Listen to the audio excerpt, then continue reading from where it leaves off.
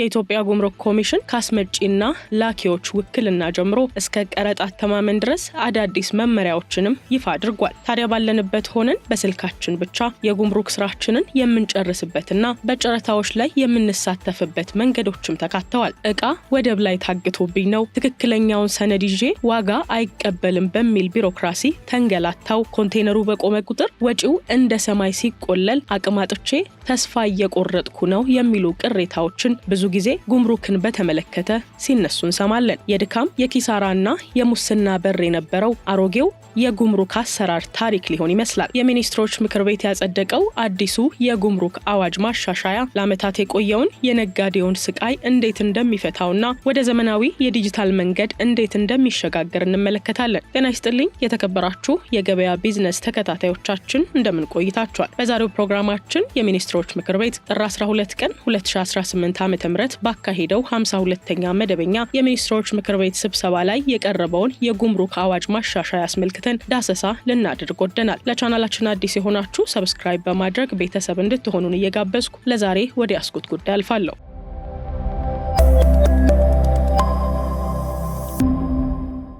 የኢትዮጵያ ጉምሩክ ኮሚሽን በቅርቡ ያወጣቸው መመሪያዎችና የጀመራቸው አዳዲስ የዲጂታል አገልግሎቶች በዘርፉ ላይ ለተሰማራችሁም ሆነ በቅርቡ ለምትሰማሩ ሰዎች በርካታ ጉዳዮችን የሚቀይሩ ናቸው። ካስመጪና ላኪዎች ውክልና ጀምሮ እስከ ቀረጥ አተማመን ድረስ አዳዲስ መመሪያዎችንም ይፋ አድርጓል። ታዲያ ባለንበት ሆነን በስልካችን ብቻ የጉምሩክ ስራችንን የምንጨርስበትና በጨረታዎች ላይ የምንሳተፍበት መንገዶችም ተካተዋል። እንደሚታወቀው በሀገራችን የንግድ እንቅስቃሴ በተለይም ደግሞ ካስመጪና ላኪነት ጋር በተያያዘ የወጡ በጣም ወሳኝ መረጃዎችን የያዘ እንደሆነ ይህ አዋጅ ይነገራል። ታዲያ በመጀመሪያ በጉምሩክ ስነ ስርዓት ወቅት የሚደረግን ውክልና በተመለከተ የወጣውን አዲስ መመሪያ እንመልከት። ከዚህ ቀደም እንደሚታወቀው በአስመጪዎችና በጉምሩክ አስተላላፊዎች መካከል የሚደረጉ ውክልናዎች አሰራር ላይ ክፍተቶች ይታዩ እንደነበር እናውቃለን። አሁን ግን ማንኛውም ውክልና በሰነዶች ማረጋገጫና ምዝገባ ኤጀንሲ በኩል መረጋገጥ እንዳለበትም ነው የተነገረው። ታዲያ ይህ የተደረገው ሐሰተኛ ሰነዶችን በመጠቀም የሚፈጸሙ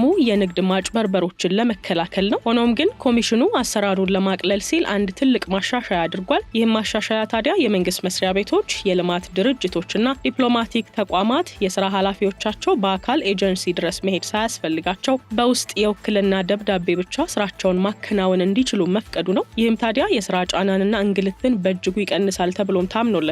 የግል አስመጪና ላኪዎች ግን አሁንም በኤጀንሲ ወይንም ደግሞ በፍትህ ሚኒስቴር በኩል የተረጋገጠ ውክልና መያዝ ይኖርባቸዋል ተብሎም ነው የተደነገገው። በሌላ በኩል የጉምሩክ አገልግሎት አሰጣጥ አሁን ሙሉ በሙሉ ወደ ዲጂታል ስርዓት ተሸጋግሯል ማለት ይቻላል። ታዲያ ተገልጋዮች በአካል ቢሮ ድረስ መሄድ ሳይጠበቅባቸው ባሉበት ሆነው ዲክላራሲዮን መሙላትና መረጃዎችን መለዋወጥ የሚችሉበትም የተቀናጀ የዲጂታል ስርዓት ተዘርግቷል ማለት ነው በዚህ በወጣው በአዲሱ የጉምሩክ ማሻሻያ አዋጅ ላይ። በሌላ በኩል ከ70 በላይ ተቋማትን በአንድ ላይ የሚያገናኝ የኤሌክትሮኒክ ሲንግል ዊንዶ ወይንም ደግሞ ESW አገልግሎትም ተጀምሯል። ታዲያ ይህ አገልግሎት መጀመር ብቻ ሳይሆን ክፍያዎችም በኢፔመንት አማካኝነት እንዲከናወኑም ነው የተደረገው። እንዲያውም ማንኛውም ሰው የይለፍ ቃል ወይንም ደግሞ ፓስወርድን ሳይጠቀም በኮሚሽኑ የንግድ ፖርታል አማካኝነት የተለያዩ መረጃዎችንም ማግኘት የሚችልበት ስርዓትም ተዘርግቷል።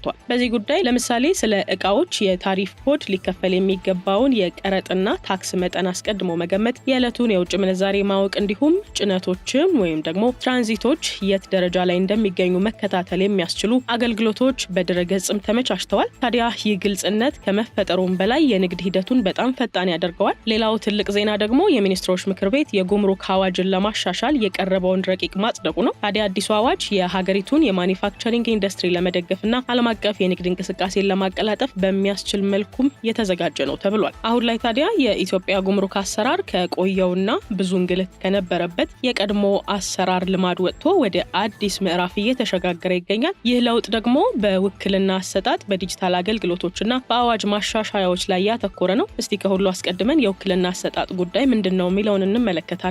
ታዲያ ኮሚሽኑ በቅርቡ ባስተላለፈው ጥብቅ መመሪያ መሰረት በአስመጪዎችና በጉምሩክ አስተላላፊዎች መካከል የሚደረግ ማንኛውም አይነት ውክልና በሰነዶች ማረጋገጫ ምዝገባ ኤጀንሲ በኩል መረጋገጥ እንዳለበትም ነው የታዘዘው። ይህ ውሳኔ ደግሞ በዘርፉ የታየውን ሐሰተኛ ሰነዶችን በመጠቀም የሚፈጸም የተለያየ አይነት የንግድ ማጭበርበርን ለመከላከል የመጣ ቢሆንም አሰራሩ ግን ሁሉንም በእኩል እንግልት ላይ የሚጥል እንዳይሆን የተለያዩ ማሻሻያዎችም ተደርጎባቸዋል። ለምሳሌ ያህል የመንግስት መስሪያ ቤቶች፣ የልማት ድርጅቶችና ዲፕሎማቲክ ተቋማት የስራ ኃላፊዎቻቸው በአካል ኤጀንሲው ድረስ መሄድ ሳይጠበቅባቸው ውስጥ በሚገኝ ቀደም ሲል ለማንስቻለሁ የውክልና ደብዳቤ ብቻ ስራቸውን ማከናወን እንዲችሉም ልዩ እድል ነው የተሰጣቸው።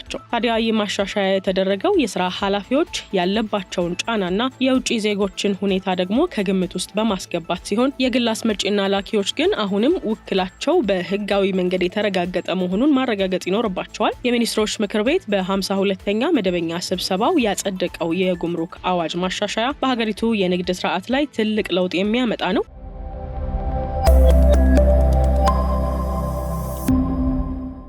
ታዲያ ይህ የጉምሩክ አዋጅ ማሻሻያ ለምን አስፈለገ የሚለውን ብናይ በስራ ላይ ያለው የጉምሩክ አዋጅ ለበርካታ ዓመታት ያገለገለ በመሆኑ አሁን ላይ ዓለም የደረሰበትን ፈጣን የንግድና የቴክኖሎጂ እድገት መከተልም የግድ ሆኗል። ዋናው ታዲያ የመሻሻያው ምክንያት የሀገሪቱን ወጪና ገቢ ንግድ ከዓለም አቀፍ አሰራር ጋር ለማጣጣምና የንግድ ሰንሰለቱንም ለማቀላጠፍ እንደሆነ ነው የተነገረው። ይህም ታዲያ ኢትዮጵያ ወደ ዓለም የንግድ ድርጅት ለመቀላቀል ለምታደርገው ጥረትም እንደ አንድ ትልቅ እርምጃ የሚታይ ነው።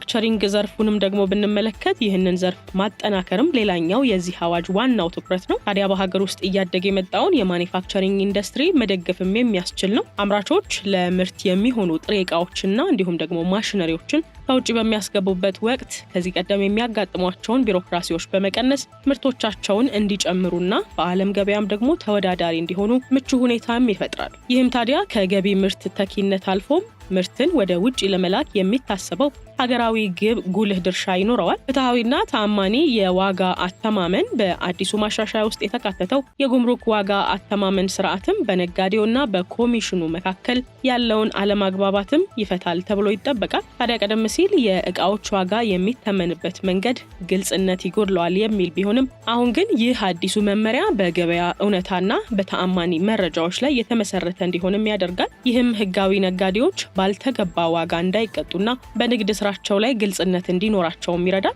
ኢንቨስትመንትን ማበረታታትና ህግ ማስከበርንም ብንመለከት አዋጁ ህጋዊ ንግድና ኢንቨስትመንትን ለማበረታታት ታስቦም የተዘጋጀ ነው። ታዲያ የታመኑ ነጋዴዎች ልዩ ቅድሚያ እንዲያገኙና የሰነድ ምርመራቸው በፍጥነት እንዲከናወን በማድረግ የወደብና የመጋዘን ቆይታ ወጪያቸውንም መቀነስ ያስችላቸዋል። በተቃራኒው ደግሞ በንግድ ማጭበርበር ላይ የተሰማሩ አካላትን ለመቆጣጠር የሚያስችሉ ጥብቅ የህግ ማስከበር ድንጋጌዎችንም አካቷል። ይህም ታዲያ በሀገሪቱ ፍትሐዊ የንግድ ውድድር እንዲሰፍንና የመንግስት ገቢ በአግባቡ እንዲሰበሰብም ያደርጋል። ታዲያ በአጠቃላይ ይህ ማሻሻያ ኢትዮጵያ ዘመናዊ ዲጂታልና ዓለም አቀፍ ደረጃውን የጠበቀ የጉምሩክ አሰራር እንዲኖራት የሚያስችል ሲሆን ለሀገሪቱ የኢኮኖሚ እድገትም እንደ አንድ ወሳኝ ሞተር ሆኖ ያገለግላል። በአዲሱ ማሻሻያና በኮሚሽኑ መመሪያ ቁጥር 1080/2017 ላይ የዋጋ አተማመን ሂደቱን ግልጽ ለማድረግ የተቀመጡ ዋና ዋና ደረጃዎችና ዓለም አቀፍ ስምምነቶችን መሰረት ያደረጉ ስሌቶችም አሉ። የመጀመሪያው ታዲያ የትራንዛክሽን ዋጋ ሲሆን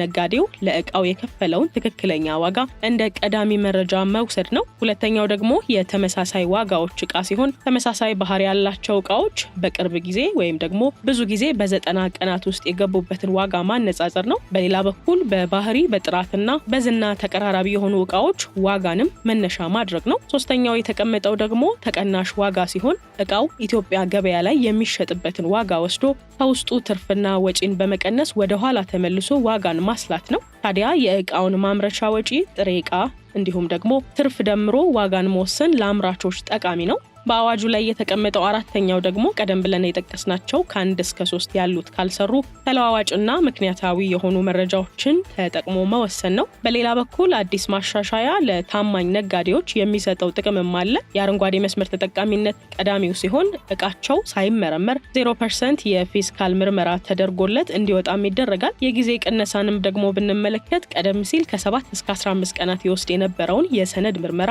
ወደ ጥቂት ሰዓታት ዝቅ እንዲል ያደረገም ነው። ይህ አዋጅ የቀረጥና ታክስ ማስያዣንም በሚመለከት ውዝግቡ በሚነሳበት ወቅት ታዲያ እቃው ወደብ ላይ ታግቶ እንዳይቀጣ አዲሱ አሰራር ነጋዴው በጉምሩክና በሱ ግምት መካከል ያለውን የልዩነት መጠን 100% በባንክ ዋስትና በማስያዝ እቃውን ወዲያውኑ አውጥቶ ስራ መጀመር እንዲችልም አመቻችቷል። ይህም ታዲያ የወደብ ቆይታ ወጪውን ሙሉ ለሙሉ ያስቀራል ማለት ይቻላል። ምክንያቱም ከበፊቱ ጋር ስናነጻጽረው ማለት ነው። ዲጂታል የሆኑ መረጃዎችንም ለማግኘት ደግሞ በዚህ በተሻሻለው አሰራር በቁጥር መረጃዎችን ለማግኘት ተገልጋዩ ወደ ዌብሳይቶች መግባት ይችላል። ታዲያ ዌብሳይታቸውም customs.erca.gov.et ላይ በመግባት ከ6000 በላይ የሚሆኑ የታሪፍ ኮዶችን ማግኘትም ይችላል። የቀረጥ ምጣኔዎችም ከ0% እስከ 35% የሚደርሱ ናቸው። እዚሁ ድረገጽ ላይም በዝርዝር ማየት ይቻላል ማለት ነው። በአጠቃላይ ታዲያ ይህ አዲሱ የጉምሩክ አዋጅ ማሻሻያና መመሪያ ቁጥር 1080/2017 ለንግዱ ማህበረሰብ ይዘው የመጡት ትልቅ ለውጥ ተገማችነት ነው ማለት እንችላለን። ቀደም ሲል በነጋዴውና በጉምሩክ መኮንኑ መካከል የነበረውን የኔ ዋጋ ይበልጣል ያንተ ያንሳል የሚል የትንቅንቅ አሰራር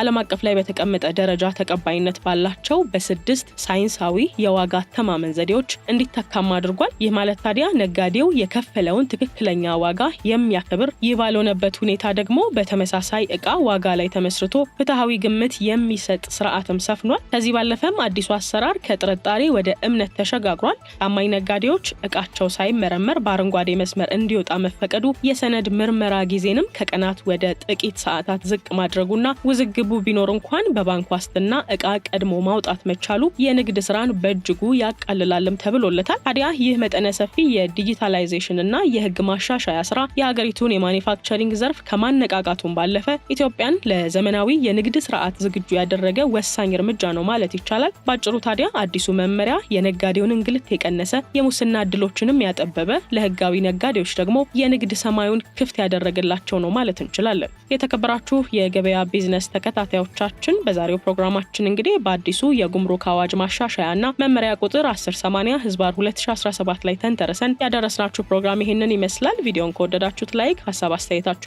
በኮሜንት አጋሩን። በቀጣይ ደግሞ በሌሎች ርዕሰ ጉዳዮች እንገናኛለን። እስከዛ ድረስ ሰላም ቆዩልን።